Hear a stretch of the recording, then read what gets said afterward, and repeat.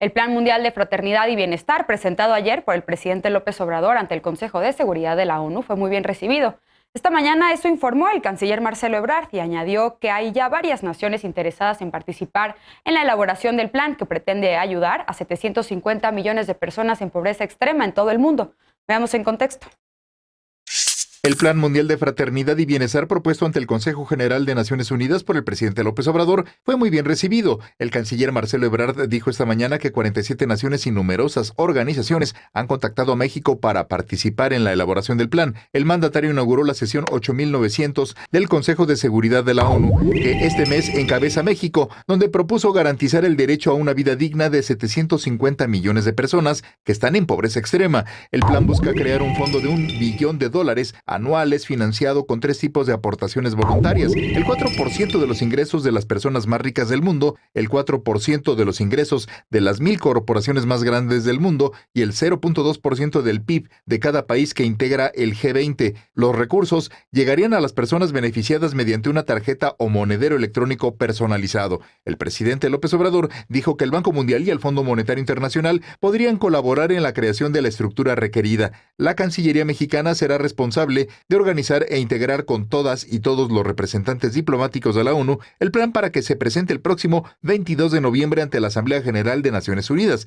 En su discurso, el mandatario mexicano dijo que nunca en la historia de esta organización se ha hecho algo realmente sustancial en beneficio de los pobres, pero que nunca es tarde para hacer justicia. Y el secretario general de la ONU, Antonio Guterres, destacó durante su participación la importancia de reducir la desigualdad mundial, especialmente durante los tiempos de la pandemia de COVID-19. Punto y contrapunto.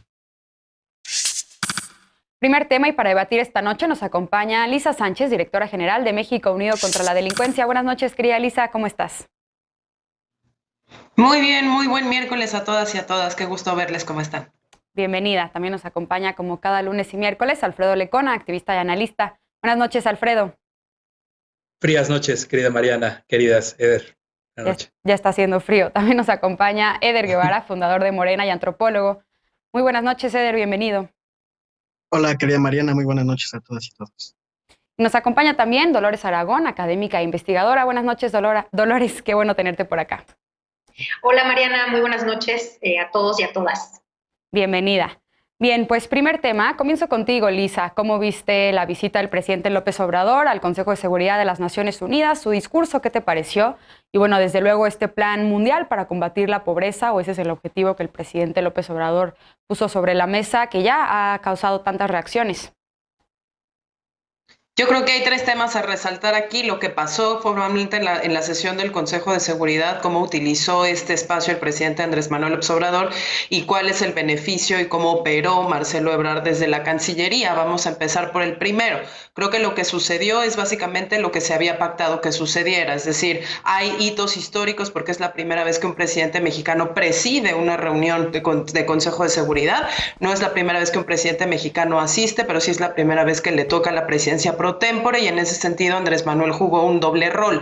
Fue tanto el moderador, el chair, el presidente de la reunión, y como tal tuvo que ser el maestro de ceremonias de la reunión, y fue el orador principal a nombre de México como miembro no permanente del Consejo de Seguridad, en donde hizo este discurso, pues del que seguramente mis compañeros tendrán cosas que criticar. Creo que en general salió bien en el sentido en el que todo sucedió como se planeó, es decir, México había mandado un plan de trabajo, ese plan de trabajo se había aceptado por unanimidad, los países sabían lo que iban a ocurrir y reaccionaron de acuerdo a la tradición de sus reacciones adentro del Consejo. China y Rusia teniendo una línea muy dura de que el Consejo de Seguridad significa solo operaciones de mantenimiento, construcción y cuestiones de paz, o votaciones de resoluciones de temas de conflictos nacionales internacionalizados que les afectan en sus intereses nacionales. México y otros países han llevado las causas del conflicto y de la inseguridad a este foro varias veces, y nunca ha sido bien recibido, como no ha sido bien recibido el tema de derechos humanos. Ahora bien, Andrés Manuel lo utiliza para llevar su agenda nacional ahí, para hablarle a las mismas personas que normalmente lo utiliza, y ahí sí podemos ver, para quienes lo siguen y están de acuerdo con él en su discurso de las mañaneras, en su manera de operar, en su plan de gobierno, fue un éxito. Para quienes tienen reservas conforme está conduciendo, ya sea el tema económico, el manejo de la propia pandemia que se mencionó ahí, etcétera, etcétera, la seguridad, ¿no? Evidentemente, pues hay una disonancia con respecto a lo que sucede en casa y un sentido de afrenta a las víctimas, a las personas que se quedaron sin empleo, a las personas que abandonaron la clase media y entraron en la pobreza durante estos años, etcétera, etcétera, etcétera. Y finalmente un Marcelo Ebrard que operó bien, 3 grandes diplomáticos al frente de la misión de Naciones Unidas en Nueva York y que está haciendo todo lo que puede, y vamos a hablar en el siguiente segmento con el tema de la cumbre trilateral, para internacionalizar a un Andrés Manuel López Obrador, para ganar él también tanto los votos del presidente en la carrera de sucesión presidencial como el reconocimiento internacional de que él es un líder capaz, incluso de domar a un líder nacionalista que no quería ir a lo internacional y que lo está sacando y lo está sacando para cosas muy puntuales con, digamos, manejos que han sido prolijos en lo diplomático y en lo logístico. Bien, Eder, ¿tú cómo viste la visita del presidente López Obrador al Consejo de Seguridad? ¿Qué reaccionas a lo que pone Lisa sobre la mesa? Y bueno, sí, es el segundo viaje del presidente López Obrador al exterior y bueno, seguramente, bueno, en el siguiente bloque vamos a abordar el que podría ser posiblemente el tercero en esta reunión trilateral con los líderes de Canadá y Estados Unidos, pero es un buen comienzo, digamos, para que el presidente tenga más presencia en el exterior y podría ser el comienzo de también otros viajes y más presencia en foros multilaterales, ¿o cómo lo ves? No creo que cambie su postura de viajar lo menos posible. Le ha funcionado hasta ahora. Decían que ese era uno de los motivos por los cuales la política exterior mexicana sería un fracaso, y a la luz de 3 años de gobierno mexicano, pues hemos visto que ha tenido mucha relevancia México en el concierto de las naciones. Entonces yo no lo veo modificando, veo que ha acudido en momentos en los que tiene que acudir, en los momentos en los que es indispensable que él esté, y me parece que es un proceso muy interesante. El presidente López Obrador, por supuesto que tenía que aprovechar una tribuna tan importante como la presidencia del Consejo de Seguridad para poner en el centro del discurso del gobierno de México a nivel internacional lo que es el centro del discurso del gobierno de México aquí en el país. Cuando él le preguntan sobre los temas de la violencia en México, pues él siempre ha dicho que lo fundamental es resolver las carencias que tienen a más de la mitad de la población en la pobreza y a una buena porción de la población en la pobreza extrema en México.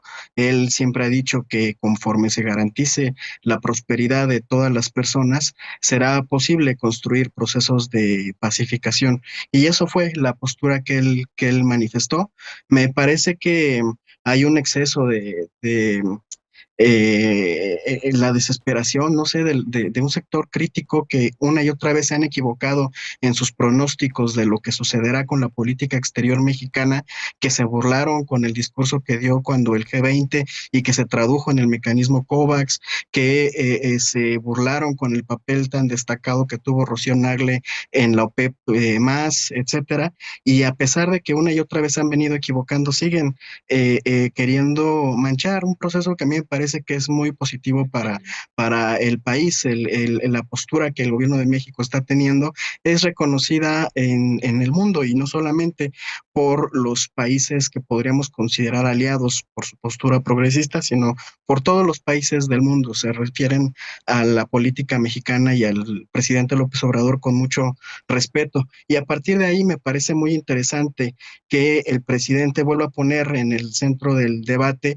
que se puedan establecer mecanismos bien sencillos como una política pública mexicana que ha funcionado muy bien, que es el dar recursos a las personas más pobres del país aquí en México, y ahora a las personas más pobres del planeta, darles un recurso económico permanente de manera directa, sin que haya intermediarios, inclusive sin que propiamente que tiene que haber coordinación con cada uno de los países en donde va a haber, donde se implementará este programa, pero que el dinero no pase por las arcas de estos países para no arriesgarnos a que un gobierno corrupto se lo robe, para que sí vaya a las bolsas de la población más pobre del país, del mundo. El secretario general de la ONU, ya lo consignaba la nota inicial, también habló de la profunda desigualdad que generó la pandemia, pero él no propuso nada para erradicarlo. El presidente López Obrador está haciendo una propuesta muy concreta, muy ambiciosa, muy compleja, pero creo que ahora el reto y para medir qué tanto impacto puede tener el discurso, si solamente se queda en un posicionamiento político legítimo o si sí se traduce en un proceso ya concreto, pues eso ya ya dependerá mucho de la operación política, porque en el concurso de las naciones son muchos los intereses geopolíticos que atravesaría un programa de esta magnitud. Alfredo, contrapunto, ¿cuál es tu balance sobre la visita del presidente López Obrador para presidir el Consejo de Seguridad de la ONU? También sobre este plan para combatir la pobreza, se ha discutido mucho si el Consejo de Seguridad fue el foro adecuado para introducirlo y cuál podría ser, digamos, su alcance real. ¿Cómo lo viste tú? Pues no creo que lo haya sido, por lo menos yo, las personas a quienes les he preguntado y lo que he escuchado de personas que conocen bien el funcionamiento de este tipo de organismos, de órganos de la ONU, pues coinciden que para nada es el foro. Lo que hizo el presidente creo que fue magistral, ¿no? El discurso tomado per se, con todo lo que dijo, haberlo llevado hasta donde lo llevó, haber ocasionado todo este tipo de reacciones que mueven los sectores que se suelen mover cuando el presidente habla de todos los temas que llevó ahí, sin ninguna sorpresa, sin nada que fuera realmente impactante por lo viable, ¿no? Que yo creo que esa es la primera parte que le reconozco al presidente, que tiene esa habilidad de crear en la imaginación de todas las personas que lo siguen, que lo quieren, que lo apoyan, pues esta visión para confirmar lo que él mismo ha hecho, que por cierto no ha funcionado. Que por cierto, ir a hablar de pobreza, de desigualdad y de consecuencias con lo que hemos estado viendo aquí, nada más aquí hemos platicado en las últimas semanas de los efectos de la prisión preventiva oficiosa que su gobierno impulsó, que sus legisladores aprobaron, y el impacto que está teniendo con personas que viven en situación de pobreza y que terminan en prisión. Eso nada más para decir una de tantas cosas que aquí que se han presumido mucho, que se dicen mucho acá, se reiteran todos los días, ahora se llevan a una tribuna internacional con el peso del Consejo de Seguridad, pero creo que todo queda en eso, en discurso, en reafirmarse a sí mismo, en dar materia para poder seguir y seguir y seguir hablando cada que salga, ¿no? Es un muy bonito comodín tener este planteamiento cada que haya alguno de los miles de cuestionamientos sobre política exterior y sobre temas de desigualdad y de inseguridad, pero bueno, esto de poder llevar a la imaginación de quizás incluso no nada más nacionales, sino de muchas otras personas, la idea de que las riquezas, que a ver quién va a obligar a las riquezas, sobre todo cuando entiendo que es algo que dice el presidente que tiene que ser voluntario, van a hacer aportaciones y que países van a renunciar a un porcentaje del PIB para hacer tarjetas de transferencias directas, digo, queda en eso, y creo que es política doméstica llevada a un foro internacional, y al presidente en sí mismo, sí, a Andrés Manuel López Obrador le sirvió y lo hizo, creo que bastante bien. Dolores, ¿tú coincides con esta lectura o qué balance haces sobre la visita del presidente al Consejo de Seguridad? Y también, ¿qué tan viable es efectivamente este plan que propuso por allá? Se va a presentar formalmente ante la Asamblea General de la ONU y bueno, ahí veremos los detalles y también más apoyo o menos respaldo de la comunidad internacional y también pues cuáles serían, digamos, las formas para operarlo.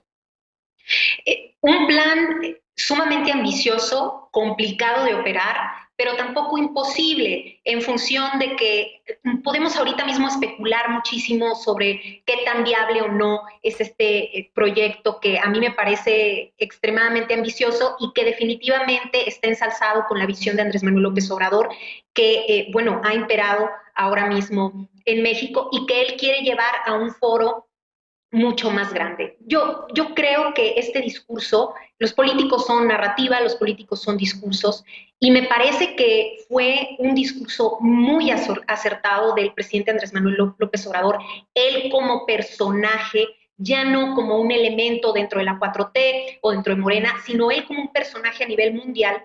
Y cómo quiere también el presidente ganar adeptos, o esa es su forma para ganarse adeptos en otros países, a lo mejor en otras naciones, etcétera, etcétera. Y por supuesto siempre teniendo al centro en su discurso la pobreza, la lucha anticorrupción, y atravesado también por la cuestión latinoamericana, ¿no? Lo hemos visto cuando pone ejemplos, por ejemplo, de programas sociales que su mismo gobierno ha venido apoyando a países sudamericanos. Evidentemente, si hacemos un balance, vamos a darnos cuenta de que son insuficientes, porque la pobreza es demasiada la que hay en México y en el mundo, es insuficiente, o sea, no puede haber recursos para todos, ¿no? Pero sí me parece que él mismo se está posicionando ya como un personaje internacional. Y me parece que también estos foros, aunque no tenga un impacto a lo mejor directamente, y aunque otros personajes puedan enojarse incluso de la política internacional, me parece muy interesante el manejo comunicacional tanto de Ebrard como de López Obrador, diciendo cosas que hay que decirlo, que en la comunidad, digamos, en la ciudadanía se quieren decir o nos gustaría que se dijeran. En ese sentido yo creo que han sido muy hábiles. Ahora, en cumplir esas promesas es muy difícil. Es sumamente difícil y es algo que no se puede hacer en un año, que no se puede hacer en un sexenio. Entonces, esa parte también me parece muy hábil cómo López Obrador ha centrado todo su discurso en la lucha anticorrupción, por ejemplo, en esta cuestión del modelo neoliberal, sigue con esa crítica. Dice, es corrupción que tribunales castiguen a quienes no tienen con quién comprar su inocencia y protejan a los potentados y grandes corporaciones. Sí, una crítica durísima a todos los países ricos y poderosos en este momento. También esta frase que mencionó, que a mí me pareció durísima también y políticamente incorrecta. Bien. Que despertaran de su letargo, ¿no? Duro discurso que evidentemente lo posiciona como un personaje que va a seguir dando mucho que hablar. A ver, Lisa y Eder levantaron la mano. Primero Lisa y luego Eder. Adelante, Lisa. Rapidísimo, 3 puntitos. Naciones Unidas, como no es un órgano supranacional en el sentido de un gobierno supranacional, no tiene necesariamente las facultades del secretario general como sí tienen los jefes de Estado de los Estados miembros de Naciones Unidas. Entonces tampoco hay que demeritar el liderazgo de Guterres, que él mismo fue primer ministro de Portugal. Segunda cosa que me parece que es bien importante es esto evidentemente se va a traducir en una resolución de Asamblea General y ahí vamos a ver cuáles son las adscripciones. Dicen que tienen 40, se va a necesitar una mayoría y un proceso con una técnica espectacular, muy importante que va a tardar mucho tiempo y ahí vamos a ver si esto es materializable o no es materializable. De entrada, por la historia de Naciones Unidas no es materializable porque lo que menos se ha implementado en todas las resoluciones de la ONU es el tema de dinero. Y tercero, interesantísimo, 2 cosas del discurso de Andrés Manuel López Obrador. Una, que toma partes textuales del Pacto de Derechos Económicos, Políticos y Sociales después de 2 semanas antes de haber hecho una crítica muy importante a los derechos de cuarta generación.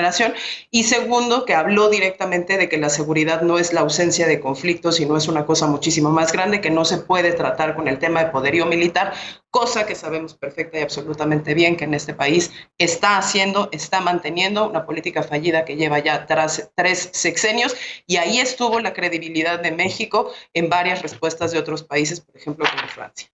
¿Y qué otro reto sobre lo que mencionas de que se va a materializar como una resolución, en todo caso de la Asamblea General, es que estas resoluciones pues no son jurídicamente vinculantes para los estados y ahí hay otro reto todavía mayor? Eder, adelante. Sí, definitivamente lo difícil va a ser la implementación. En caso de que haya una resolución, implementarlo será un tercer reto y me parece que es muy complicado. Coincido con Lisa que dada la historia de la ONU, lo más probable es que no salga. Y solo decir que lo que el presidente llevó a la Asamblea del Consejo de Seguridad fue una propuesta que acá está dando resultados muy concretos, que es la de darle pensión a las personas más pobres del país. Justamente porque ha dado resultados es que todos los pronósticos de la oposición para este momento de la pandemia no se cumplieron. No tenemos los más de 90 millones de personas en pobreza que vaticinaba la academia, no tenemos los saqueos y las personas muriendo de hambre como pronosticaba la oposición, gracias a estos programas de apoyo directo a la población más empobrecida del país. Eso es lo que llevó y no otra cosa el presidente López Obrador, y con esa calidad moral de estar implementando él aquí en México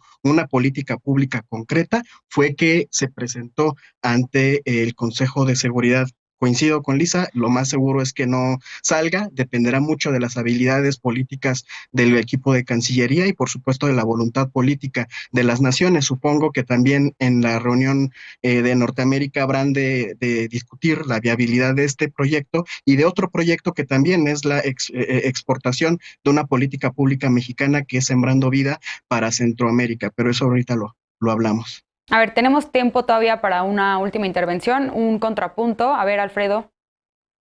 Bueno, yo diría que ya debatimos aquí que la pobreza se ha incrementado, que no es digo, tomar como referente que los pronósticos de alguien de la oposición no se cumplieron por saqueos y demás, pues digo, es una vara innecesaria cuando hay datos, cuando hay mediciones, cuando tenemos al Coneval, cuando tenemos cuando ya lo hemos hablado acá, como está precisamente comprobado que la pobreza sí incrementaron las personas, pues ya lo aclaramos incluso alguna vez en este mismo espacio, pero digo, bueno, realmente es que todo esto nos lleva a seguir hablando de lo mismo, porque es política doméstica internacionalizada, es una mañanera internacionalizada que yo digo, creo que solo se los he escuchado a ustedes como verle el beneficio de la duda de que en una de esas pudiera pasar. Yo la verdad no creo que estemos ni medianamente cercanos a algo así.